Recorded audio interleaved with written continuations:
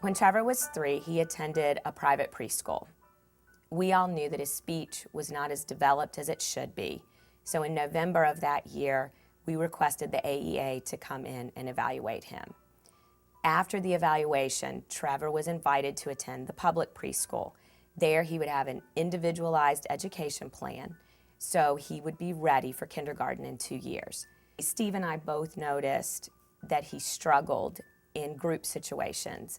He was either overstimulated and anxious to the point he couldn't engage, or he was so underengaged that he was just moving through the situation like no one else was there but him.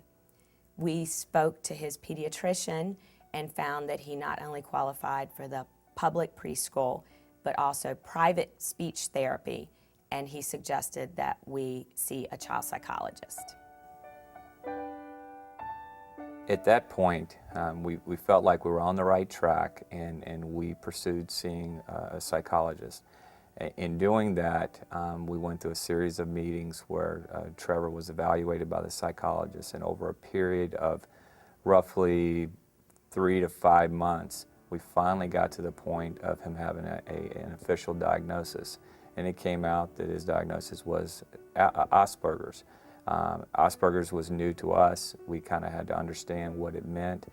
We were happy to find out that it was high functioning, and that the long run prognosis for Trevor was that he would be able to be a successful young man with the proper structure around him, especially in the early years of his education.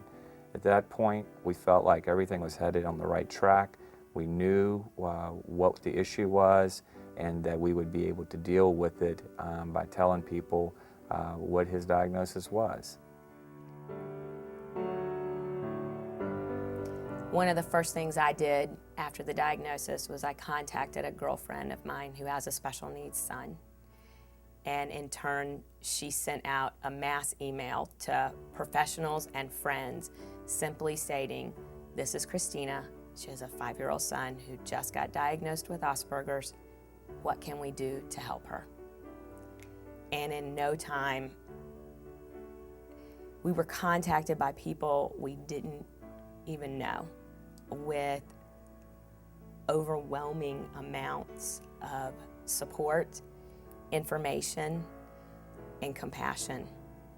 And these were mostly mothers of other special needs children. And they reached out, and they're lifting you up and cheering you on, always knowing how lost you feel. Their support and encouragement helped us get on track, and they are such a blessing to us, and I'm just so honored to even be associated with them. And our hopes is that one day we can be a blessing to somebody as well.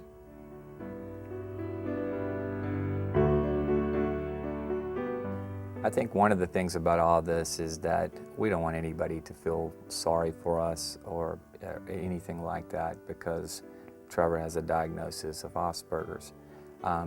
We love Trevor just the way he is. I mean, he is a blessing and a gift to us, and we wouldn't change anything about him. Trevor having Asperger's helps, it defines him as who he is. His personality, his loving nature, the way he has a magnetism with people that connect with him. Everybody just loves working with Trevor, and that's because of who he is. We just want to provide him the right support structure to really be able to, build on his strengths, work with his weaknesses, and achieve his full potential.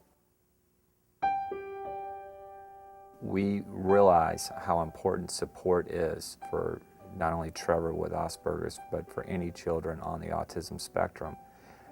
The support we've gotten just by opening up and communicating with our friends, family, others, has brought us an amazing amount of resources that have been absolutely critical to Trevor getting to the point he's at and preparing him to start kindergarten.